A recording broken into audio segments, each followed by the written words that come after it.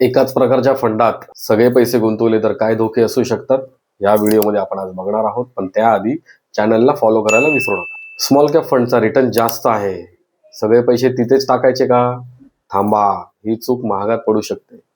समजा तुमच्याकडे 10 लाख रुपये आहेत आणि तुम्ही ते सगळे फक्त स्मॉल कॅप फंड मध्ये इन्व्हेस्ट केले. प्रॉब्लेम 1, जास्त रिस्क. स्मॉल कॅप म्हणजेच लहान कंपन्या, रिटर्न मोठा असतो पण रिस्क त्याहूनही मोठा असतो. मार्केट पडलं तर स्मॉल कॅप सगळ्यात आधी आणि जास्त पडतो.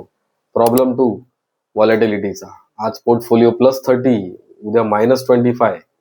हे रोज पाहण्याची मानसिक तयारी आहे का?